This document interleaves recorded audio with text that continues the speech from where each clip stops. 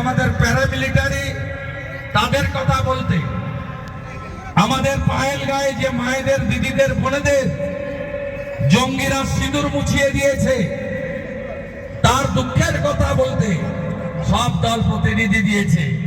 একটা দল প্রতিনিধি তুলে দিয়েছে, তার নাম কি জানেন? নাম কি? কেন তুলেছে? যাতে পাকিস্তানের বিরুদ্ধে বিদেশের মাটিতে কিছু বলতে না হয়। পাকিস্তানের বিরুদ্ধে বললে ভোট ব্যাংক নড়ে যাবে, থানার ভোট ব্যাংক নড়ে যাবে। তাই তিনি তার প্রত্যাহার করে নিয়েছেন প্রতিনিধি। রাষ্ট্রবাদীরা একজোট, উপরে নরেন্দ্র মোদী, নিচে কমল, মাঝখানে কিচ্ছু নেই। সবাই লড়বো এবং জিতবো। আমি যদি নন্দীগ্রামে 26% মুসলিম ভোট আছে, মমতা ব্যানার্জিকে হারাতে পারি, আপনারাও পারবেন।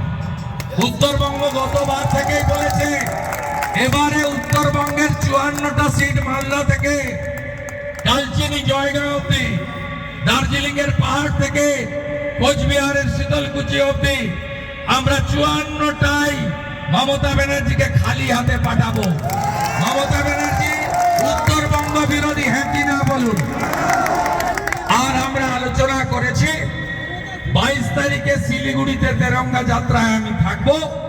দীপক বর্মন আরো সবার সঙ্গে আলোচনা করছে। জুলাই মাসে উত্তরকন্যা অভিযান হবে। 3টি দাবিতে, উত্তরবঙ্গের নদী বাঁচাও, উত্তরবঙ্গের অরণ্য বাঁচাও, উত্তরবঙ্গের চা বাগান বাঁচাও।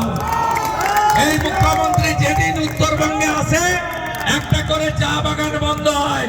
আজকেও মধু চা বাগান বন্ধ হয়ে গেছে। इसको उखाड़ फेंकना पड़ेगा, उखाड़ फेंकना पड़ेगा। बंगाल में डबल इंजन बनाना ही पड़ेगा। मोदी जी को हाथ मजबूत करना पड़ेगा। सब अच्छा रहिए, सही सलामत रहिए।